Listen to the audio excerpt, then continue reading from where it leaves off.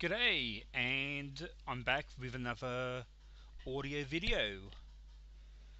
I wrote this down back on the 3rd of October in 2016, so about 3 years ago, and I wrote this after reading this quote. It was by Yukio Mishima, a Japanese philosopher. The philosophy that prepares a revolution and the sentiment that underpins that philosophy have, in every case, two pillars of nihilism and mysticism. That got me thinking. It got me thinking about violence, about warfare, and about militarism. So I penned this piece.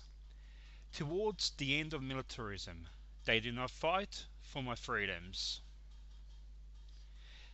Before I start, this could be fairly controversial to some people, and basically, this is my view, and I'm not forcing it down on people. It's just sharing my view, like you can share yours. So here it is. Humans have been endowed by the gift of reasoning and rationalization. It is this endeavor that I wish to share some thoughts on my stance on militarism and the nationalistic and jingoistic uh, sentence that goes like this: they fight for your freedom argument. What follows is my views, and I am not attempting to cause any arguments, nor will this be some leftist propaganda spiel. Militarism affects the left wing as well, but not as violently and patriotically challenging as the right wing. I will share links to articles that further my arguments against war and the political and religious and media-driven dramatism of the valor and virtue of war and the need for war. I also do not agree that war is and will always be a part of the human psyche. Again, as I stated previously, humans have been endowed by rationalization and the ability to reason. It is almost childish insistence on calling soldiers heroes. It deadens real democracy. People are shouted down and called unpatriotic if they challenge the status quo and ask the questions that should be openly debated.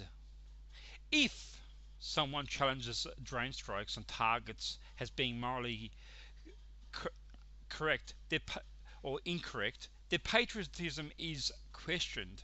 Unfortunately, many young men and women in many countries enter the army branches of their countries, not really having the real appreciation of what warfare is. There is a level of desensitization in media with violent warfare video games on the market, movies that pit good against evil forces, and the allure of glory on the battlefield. Modern day media has created a generation of forced troop worship and compulsory patriotism. In many countries, the budgets for defence is higher than on social services and human services programs and projects. Michael Moore, in his latest film, Who to Invade Next, reveals that many Western countries' defence budgets are 5 times more than the health and social services budgets, and these include veteran services.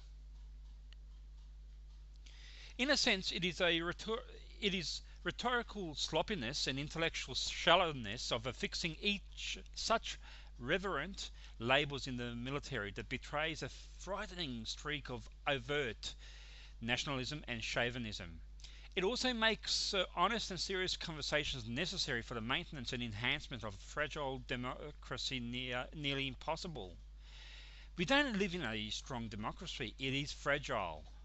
The evidence to this can be seen with people who protest excessive military spending or those asking questions on civilian deaths in the battlefield front. Media channels and sources that wish for the military and the individual soldier to be most exultant and cannot be questioned will attack the questioner or the protester vehemently and with callous disregard.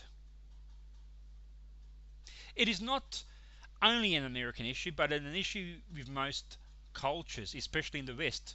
There has been a social and media conditioning through movies, documentaries, and glorification events that one side is good and the other side is evil. But warfare is good business on the stock market. Military defense spending means a corporation who gains a project will have their shares skyrocket, and we see that with any conflict. The profit is on the backs of innocent soldiers deluded into a grand deception. Armament companies profit on blood spilled by the weapons and advancements of military-grade explosives and bombs. It is equally challenging for anyone reasonably not drowning in the syrup of patriotic sentimentality to stop saluting and look at those who served and are serving in their country's military with criticism and skepticism. Over the last 10 years, numerous reports of sexual assaults against women and sexual violence reports have been highlighted in Australian media. There have been reports of sexual assaults also in military circles in America. In 2003, a Department of Defense study found that 1/3 of women seeking medical care in the VA system reported experiencing rape or sexual violence while in the military. Internal and external studies demonstrate that since the official study, numbers of sexual assaults within the military have only increased, especially with male victims.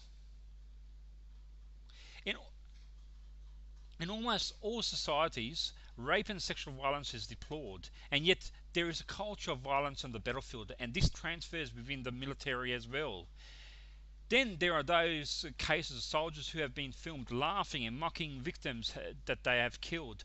Not all soldiers are like this, mind you, but the human mind and being is not supposed to be thrust into situations that make them kill another person. War does not and will never make sense to me. It forces a person to strip away their humanity and to undertake inhumane and inhuman actions where many people cannot afterwards come to terms with what they have done. Hence the prolific rise in the number of PTSD sufferers. Hey, you want to become a soldier after reading this? No way. I believe that many soldiers heroically and undertake physically brave tasks and missions, but they are human and they should not be iconized. Physical strength and courage is only useful and laudable when invested in a cause that is noble and moral, and warfare isn't noble or moral in my opinion. Whether it's strapping yourself with bombs and blowing up a shopping centre in the name of some deity, or whether it's drone striking a target and killing people, isn't noble or moral. It is simply bloodlust. It results in bloodshed. No American freedom is currently at stake in Afghanistan. It is impossible to imagine an argument to the contrary, just as the war in Iraq was clearly fought for the interests of empire, the profits of defense contractors, and the edification of neoconservative theorists, and of course oil. It has nothing to do with the safety or freedom of the American people. The last time the US military deployed to fight for the protection of American life was World War II, an inconvenient fact that reduces the cliches about thanking a soldier for free speech to rubble. If a soldier deserves gratitude, so does the litigator who argued key First Amendment cases in court, the legislators who voted for the protections of free speech, and thousands of external agitators who rallied for more speech rights, less censorship, and broader access to media. Consider a hypothetical. Suppose there is some country thousands of miles away that is minding its own business. There are no attacks on the American continent, or even threats to attack the United States. The only problem is that the regime is not sufficiently submissive to the US government. The US government decides to invade the country and install a pro-US regime. The troops are sent into battle. Some are killed. Countless more people are killed on the other side. There is no doubt that millions of Americans will automatically conclude that those US troops killed and died defending our freedoms, notwithstanding the fact that our freedom was never at risk. Remember, the hypothetical country never attacked the United States or even threatened to do so, yet many Americans will nonetheless honour the brave and courageous soldiers who died or lost arms or legs while defending our freedom. It is how the indoctrinated mind works. I use the above hypothetical to show how militarism and politics and media are in a self-promoting relationship. The soldier has become a god. To finish up a personal share, my grandfather on my mum's side, who is now deceased, fought for the Yugoslav partisans during World War II as a young man. He never spoke about his experience, but that everyone who knew him said he came out of the war a different type of man that he went in has. He came out the shell of who he had been. Before he passed away, he opened up to my mum that he would take with him the memories of the slaughter he saw and the deaths at his hand. He said he wished he had never entered the army. Their warfare ripped the soul away from your being, and that you are scarred with nightmares and plagued with faces and events, even when you close your eyes. He died a broken man. He died sad and angry and bitter. He had burned his uniform. Militarism does not benefit humanity. We have the ability to rationalise and actualise. This is why I do not personally believe that anyone fights for my freedoms. What are freedoms? Well, that is another long video in the future. Thank you.